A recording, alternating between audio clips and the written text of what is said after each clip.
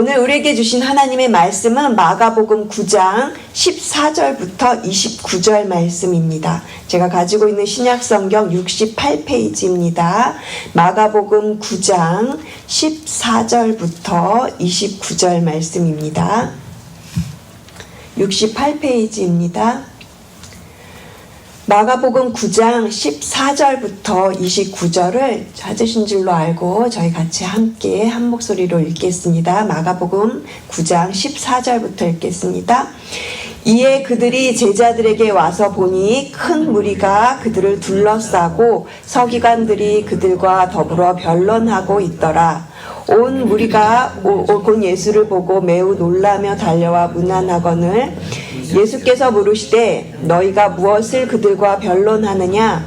무리 중에 하나가 대답하되 선생님, 말 못하게 귀신 들린 내 아들을 선생님께 데려왔나이다.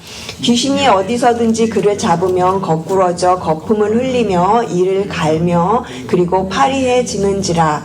내가 선생님의 제자들에게 내쫓아 달라 하였으나 그들이 능히 하지 못하더이다. 대답하여 이르시되 믿음이 없는 세대여, 내가 얼마나 너희와 함께 있으며 얼마나 너희에게 참으리요. 그를 내게로 데려오라 하시매 이에 데리고 오니 귀신이 예수를 보고 곧 그 아이로 심히 경련을 일으키게 하는지라. 그가 땅에 엎드려져 구르며 거품을 흘리더라. 예수께서 그 아버지에게 물으시되 언제부터 이렇게 되었느냐 하시니 이르되 어릴 때부터니이다. 귀신이 그를 죽이려고 불과 물에 자주 던졌나이다. 그러나 무엇을 하실 수 있거든 우리를 불쌍히 여기사 도와주옵소서. 예수께서 이르시되 할 수 있거든이 무슨 말이냐? 믿는 자에게는 능히 하지 못할 일이 없느니라 하시니 곧 그 아이의 아버지가 소리를 질러 이르되 내가 믿나이다. 나의 믿음 없는 것을 도와주소서 하더라. 예수께서 무리가 달려와 모이는 것을 보시고 그 더러운 귀신을 꾸짖어 이르시되 말 못하고 못 듣는 귀신아, 내가 내게 명하노니 그 아이에게서 나오고 다시 들어가지 말라 하시매 귀신이 소리 지르며 아이로 심히 경련을 일으키게 하고 나가니 그 아이가 죽은 것 같이 되어 많은 사람이 말하기를 죽었다 하나 예수께서 그 손을 잡아 일으키시니 이에 일어서니라. 집에 들어가심에 제자들이 조용히 묻자오되 우리는 어찌하여 능히 그 귀신을 쫓아내지 못하였나이까?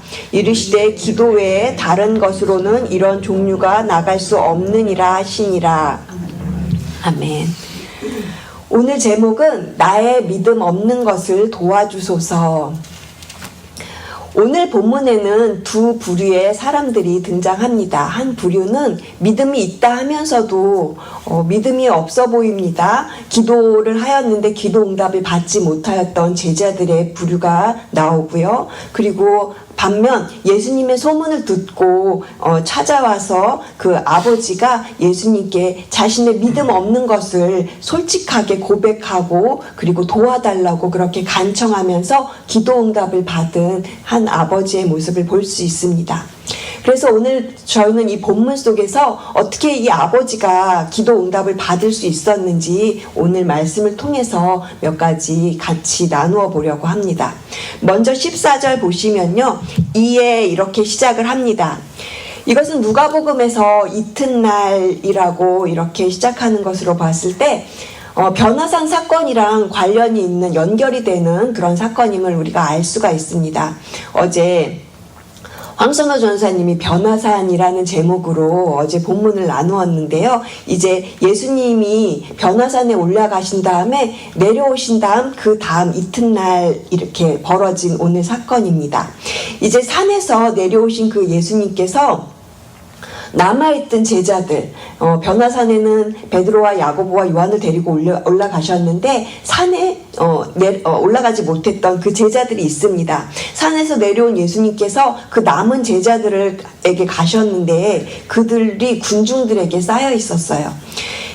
예수님이 산에 올라가신 동안에 이 산 아래에서는 난리가 난 겁니다. 왜냐하면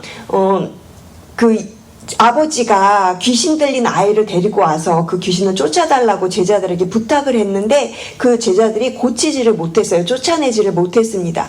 그래서 서기관들이 그 일을 흠잡으려고 제자들을 흠잡으려고 제자들을 궁지에 몰아놓고 이제 서로 맞서 싸우는 그런 말다툼을 하고 있는 그런 상황이 된 거죠.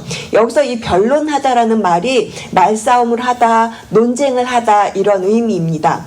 서기관들이 제자들을 향해서 굉장히 이렇게 추궁하고 그리고 공격적인 논쟁을 하고 있는 그런 상황이 된 것이죠. 그래서 예수님께서 제자들에게 물어보십니다. 너희가 무엇을 그들과 변론하느냐? 아마도 제자들이 우물쭈물하고 있는 사이에 무리 중에 한 사람이 대답을 합니다. 귀신 들린 그 아들을 두었던 이 아버지가 직접 자기가 답답한 가운데 나서서 이제 예수님께 그 상황을 설명해 드리는 겁니다. 선생님, 제가 아들을 데리고 왔습니다. 저희 아이는 말 못하는 귀신이 들려 있었습니다. 이 귀신이 아이를 한번 잡으면 아이를 땅에 내동댕이 치고 입에 거품을 물고 온몸이 뻣뻣해지는 그런 마비가 일어납니다. 그래서 선생님이 안 계셔서 제자들에게 저희 아이를 귀신을 쫓아달라고 부탁을 했는데 그렇게 하지 못했습니다. 이렇게 지금 아버지가 얘기하고 있는 것이죠. 오늘 본문에는 없지만 이 누가복음에 이 같은 사건이 기록되어 있는데 누가복음에서는요, 이 아들이 아버지의 하나밖에 없는 외아들이라고 그렇게 소개를 합니다. 단 하나밖에 없는 이 아들이 이렇게 더러운 귀신이 들렸으니까 이 고통을 당하고 있으니까 이 아버지가 소문을 듣고 찾아온 것입니다. 우리 아들도 예수님이 고쳐줄 수 있겠다 이런 소문을 듣고 찾아왔는데 마침 예수님이 안 계셨던 거죠. 그래서 제자들한테 부탁을 했는데 제자들이 귀신을 쫓아내지 못하니까 지금 아버지가 실망을 했을 겁니다. 25절 말씀에 보면은 예수님께서 그 아이 안에 들어있는 귀신에게 명하여서 쫓으시는데 말 못하고 못 듣는 귀신아 이렇게 명하십니다. 그래서 이 아이를 보니까 이 아이가 귀신에게 들려서 말도 못하고 듣지도 못하는 이런 어려움을 겪고 있는 겁니다. 세상에 하나밖에 없는 이 아들이 이렇게 귀신에 들려서 고통을 당하고 있으니까 이 아버지의 마음이 얼마나 아팠겠습니까? 아버지는 간절한 마음으로 이 아들의 증세를 조목조목 예수님에게 말씀을 드립니다. 18절 보시면요. 귀신이 어디서든지 그를 잡으면 거꾸러뜨려 라는 표현이 나옵니다. 이 거꾸러지다라는 표현은 내던지다, 땅에 내동댕이 치다 라는 강한 의미입니다. 그리고 파리해지다 라는 그 표현은 마비되다 이런 말입니다. 그러니까 귀신이 아이를 사로잡으면 격렬하게 땅에 내동댕이 치고 그렇게 처절한 가운데 이 아이가 온몸이 마비되고 이렇게 비틀어지면서 그런 어려운 지경에 빠지는 것이죠. 정말 안타깝고 비통한 마음으로 살아왔던 이 아버지의 마음을 우리가 헤아려 볼 수가 있습니다. 예수님이 언제부터 그랬냐 하고 물으시는데 보니까 21절 보니까요. 어릴 때부터니이다. 여러분, 어릴 때부터 하나밖에 없는 아들이 귀신 들려서 이렇게 땅에 내동댕이 치고 온몸이 마비되고 이를 갈고 거품을 흘리면서 이런 상황이 반복된다고 생각해 보십시오. 너무너무 정말 불쌍하고 정말 안타깝고 어찌할 바를 알지 못하는 정말 이 아버지가 내가 대신 아픈 것이라도 하고 싶다고 할 정도로 그렇게 정말 지금 안타까운 상황이 아닐 수 없는 것이죠. 이렇게 간절한 아버지의 부탁을 받은 제자들은요 처음에 예수님은 안 계시지만 자기들이 귀신을 쫓아낼 수 있을 거라고 생각했어요. 왜냐하면 예전에도 이 제자들은 귀신을 쫓아내 본 적이 있었기 때문에 그렇습니다. 예수님께서 처음에 12제자를 부르실 때 귀신을 쫓아내는 권능을 주셨다고 그랬고요. 그리고 모든 병과 모든 악한 것을 고치는 그런 권능을 주셨다고 그 복음서에서 여러 군데에서 그렇게 증언을 하고 있는 걸 보았을 때 제자들은 분명히 병도 고치고 귀신도 쫓아내 본 적이 있습니다. 그때는 했는데 왜 지금은 못하는 것일까요?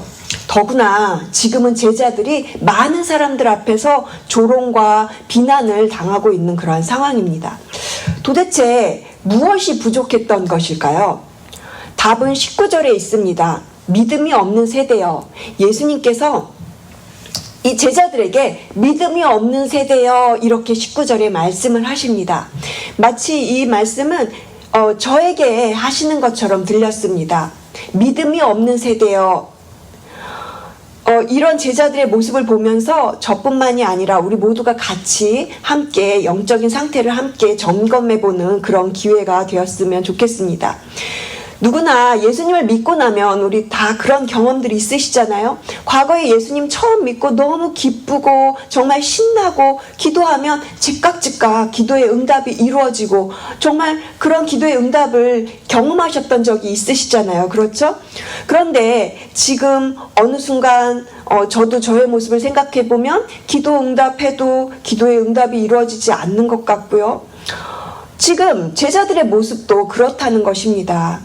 제자들의 모습도 기도 응답이 이루어지지 않는 그런 답답한 상황 가운데 놓여져 있는 것입니다. 그래서 제자들도 궁금해서 예수님에게 물어봅니다. 우리 28절과 29절입니다. 우리 같이 28절과 29절을 함께 읽겠습니다. 집에 들어가심에 제자들이 조용히 묻자오되 우리는 어찌하여 능히 그 귀신을 쫓아내지 못하였나이까? 이르시되 기도 외에 다른 것으로는 이런 종류가 나갈 수 없느니라 하시니. 조용히 물어봤다고 그랬어요. 제자들이 집에 이제 사람들이 다 이제 없는 조용한 집에 가서 예수님께 물어봅니다. 그랬더니 예수님께서 기도 외에는 다른 것으로는 이런 종류가 나갈 수 없다. 여기서 이런 종류는 귀신을 쫓아내는 능력을 말하는 것입니다. 같은 사건이 마태복음에도 동일하게 기록이 되어 있는데요. 요 마태복음 17장 19절에서 20절 말씀을 보시면 이때 제자들이 조용히 예수께 나와 이르되 우리는 어찌하여 쫓아내지 못하였나이까? 이르시되 너희 믿음이 작은 까닭이니라. 아멘. 너희 믿음이 작은 까닭이라고 하시네요. 마가복음에서는 기도 외에는 이렇게 말씀을 하시고요. 마태복음에서는 너희 믿음이 작은 까닭이니라 이렇게 말씀을 하세요. 두 가지를 같이 생각해 보면 그렇다면 지금 제자들에게 부족한 것은 믿음의 기도가 부족하구나 이렇게 생각해 볼 수가 있습니다. 제자들이 귀신을 쫓아내는 권능도 받았고 실제로 그런 경험도 했는데 지속적으로 이 믿음의 기도가 부족했던 것이죠. 이것은 우리가 한번 은혜 받고 권능을 받았다고 해서 그것이 영원히 지속되는 것이 아니라는 것을 우리에게 알려줍니다. 과거에 경험했던 영적 승리의 그 경험이 물론 중요하죠. 하지만 그러한 경험이 평생토록 나의 신앙을 지켜주지는 못한다는 거예요. 그래서 우리는 지속적으로 주님과 계속해서 관계를 맺으며 주님으로부터 권능과 은혜를 공급받아야만 하는 그런 존재입니다. 그래서 우리가 성령 충만을 위해서 기도하는 것이고요. 이 기도가 은혜의 통로가 되어서 우리가 간절히 구하고 믿음으로 나아갈 때 그 기도가 응답되는 것입니다. 오늘 그러한 응답받는 기도를 드린 사람이 있는데 바로 아이의 아버지입니다. 이 아이의 아버지가 드렸던 믿음의 기도를 저희가 말씀 속에서 함께 찾아보려고 합니다. 24절 말씀인데요. 오늘의 가장 핵심이 되는 구절이라고 할 수 있습니다. 우리가 24절 말씀을 다 같이 큰 소리로 함께 읽겠습니다. 곧 그 아이의 아버지가 소리를 질러 이르되 내가 믿나이다. 나의 믿음 없는 것을 도와주소서 하더라. 나의 믿음 없는 것을 도와주소서. 예수님께 나아갔던 이 아버지가 기도의 응답을 받을 수 있었던 이유는 바로 이것입니다. 나의 믿음 없는 것을 도와주소서. 한글 성경에는 아버지가 눈물을 흘렸다는 표현이 없습니다만 킹 제임스 버전에는 영어 성경에서는 아버지가 눈물을 흘리며 소리를 질렀다고 그렇게 표현되어 있습니다. 그렇게 간절히 기도하였던 것입니다. 어떤 시인이 이 눈물에 대해서 표현하는 것을 제가 본 적이 있는데요. 세상에서 가장 간절한 언어가 바로 눈물이라고 그 시인이 표현했던 것을 본 적이 있습니다. 그 아버지는 그렇게 눈물을 흘리면서 간절한 마음을 가지고 자신에게 믿음이 없다라는 것을 깨닫고 그렇게 눈물 흘리면서 예수님께 나는 믿음이 없습니다. 그렇지만 믿고 싶습니다. 나의 믿음 없는 것을 도와주세요. 이렇게 간절히 예수님께 간구하였던 것입니다. 사실은 전혀 앞뒤도 맞지 않고 논리적이지도 못한 고백입니다. 내가 믿나이다. 나의 믿음 없는 것을 도와주소서. 믿는다고 하는데 믿음이 없어요. 우리도 그렇지 않습니까? 우리도 믿는 제자들이고 우리 제자의 삶을 살아가는 믿음의 사람들인데 어떤 때 보면 내가 믿음이 없어요. 그런데요, 중요한 것은 예수님은 이런 간절한 태도를 믿음으로 인정하셨다는 것입니다. 이것이 바로 기도 응답의 능력을 가져오는 믿음인 것입니다. 아버지가 처음부터 믿음이 있었던 것은 아니에요. 왜냐하면 아버지도 맨 처음에는 긴가민가 도대체 믿음이 있는 건지 없는 건지 모르는 고백을 했습니다. 22절 후반절에 보시면요, 그러나 무엇을 하실 수 있거든 우리를 불쌍히 여기서 도와주소서, 이렇게 믿음이 없는 말을 했습니다. 그러나 무엇을 하실 수 있거든, 이 말 속에는요, 지금 이 아버지가 믿음이 조금 들어있기도 하고 의심이 들어있기도 하고, 아버지는 전적으로 예수님을 믿지 못했어요. 왜냐하면 제자들이 고쳐주지 못했으니까. 그러니까는 지금 실망한 상태에서 의심이 있기도 하고 믿음이 있기도 하고 예수님은 고쳐줄 수 있을 것 같기도 하고 막 이게 지금 왔다 갔다 하고 있습니다, 아버지가. 그래서 예수님께서 이 아버지한테 뭐라고 하시냐면 23절 보시면 우리 같이 읽겠습니다. 23절 말씀입니다. 예수께서 이르시되 할 수 있거든이 무슨 말이냐, 믿는 자에게는 능히 하지 못할 일이 없느니라 하시니, 믿는 자에게는 능치 못할 일이 없다고 하십니다. 예수님께서 믿는 사람에게 능력이 임한다, 이렇게 지금 하시는 거예요. 예수님의 기적은 믿는 자에게 나타나시는 능력으로 그렇게 나타나시는 것입니다. 예수님께서 이렇게 물으시고 지적을 하시니까 이 아버지가 어떻게 반응을 하냐면 인정하는 거예요. 자신의 그 믿음이 없음을 인정하고 이렇게 부르짖는 거예요. 내가 믿나이다. 나의 믿음 없는 것을 도와주소서. 사랑하는 성도 여러분, 우리도 마치 제자들처럼 이 믿음이 없이 나갈 때가 얼마나 많습니까? 그런데 이 믿음이 없다고 고백했던 이 아버지처럼 우리도 믿음 없음을 고백하며 솔직하게 그렇게 예수님께 우리의 모든 것을 다 그렇게 드릴 수 있는, 예수님께 오직 예수께로 그렇게 나아갈 수 있는 저와 여러분 되시기를 주님의 이름으로 축복합니다. 아멘. 설교를 정리하겠습니다. 저희가 2024년도가 시작이 되면서 우리 교회가 깨어있어라, 이러한 비전을 가지고 오직 예수로 그렇게 나아가고 있습니다. 우리가 지난 주일에 마가복음 8장 칠병이어의 기적에 대한 설교를 들었는데요. 왜 우리의 삶에 오직 예수여야 합니까? 주님이 우리를 불쌍히 여기시는 분이기 때문입니다. 주님이 우리를 불쌍히 여기시는 그 마음이 느껴지시나요? 오늘 이 본문 가운데서도요, 마가복음 9장에 나오는 이 본문 가운데서도 귀신 들린 이 아들과 이 아버지를 정말 불쌍하게 여기시는 그 주님의 긍휼한 마음이 느껴지십니까? 우리를 불쌍하게 여기시는 주님의 마음. 지난주 주일날 설교에 이 불쌍하다라는 표현에 대해서 목사님이 이런 말씀하셨어요. 마치 창자가 끊어지는 것처럼 아프게 여기시는 그 마음. 동일하게 그 아픈 상황에 같이 그 주님께서 동참하시는 그 마음.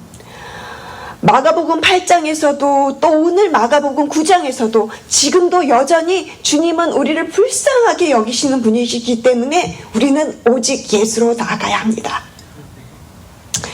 또한 주님은 제자들에게 물어보셨어요. 마가복음 8장에서는 너에게 떡이 몇 개나 있느냐, 이렇게 물으셨고요. 또 오늘 본문에서는 예수님께서 아버지에게 이렇게 물으셨어요. 할 수 있거든이 무슨 말이냐? 믿는 자에게는 능치 못할 일이 없다고 이렇게 말씀을 하셨어요. 예수님께서 그렇게 아버지한테 믿음을 요구하신 거예요. 믿음을 요구하시니까 이 아버지가 믿고 싶다고, 근데 믿음이 없다고 이렇게 고백을 한 거예요. 눈물을 흘리면서 아주 간절한 마음으로 그렇게 그 아버지처럼 저희도 오직 예수로 그렇게 나아가는 살아가는 저희들 되기를 간절히 소망합니다. 사랑하는 성도 여러분, 믿음은 저희가 믿고 싶다고 믿어지는 것이 아니죠. 믿음은 하늘로부터 하나님께서 주시는 선물입니다. 그래서 오늘 이 아버지의 고백, 믿음이 없습니다. 그런데 믿고 싶습니다. 도와주옵소서. 오늘 우리의 그 믿음의 기도를 다시 한번 점검해 보시면서 더 큰 믿음을 구하면서 나아가시는 이 새벽이 되기를 주님의 이름으로 축복합니다. 같이 기도하시겠습니다. 하나님 감사합니다. 나의 믿음 없는 것을 도와주시옵소서. 눈물로 기도했던 그 아버지의 간절한 기도에 예수님께서 응답하신 것을 보게 됩니다. 믿음이 있다 하면서도 믿음이 없는 제자들처럼 마치 우리가 그러한 제자들일 때가 많습니다. 우리의 삶의 여러 가지 다양한 문제들 앞에서 우리를 불쌍히 여기시는 주님의 마음을 느끼게 하여 주시옵소서. 긍휼한 마음으로 우리를 돌보시고 우리를 살피시는 그 주님의 마음이 느껴지고 그 마음이 우리에게 전달이 되어서 주님의 마음을 본받으면서 주님의 마음을 닮아가면서 살아가는 저희들 되기를 소망합니다. 오늘도 오직 예수 그리스도만 바라보며 오직 예수님께만 집중하며 각자에게 주신 그 삶의 자리에서 주님을 닮아가는 그 마음으로 오직 예수를 그렇게 실천하며 살아가는 기도의 용사들 한 분 한 분마다 날마다 새 힘을 공급해 주실 줄 믿사오며 감사드리며 이 모든 말씀 우리를 사랑하시는 예수 그리스도의 이름으로 기도합니다. 아멘.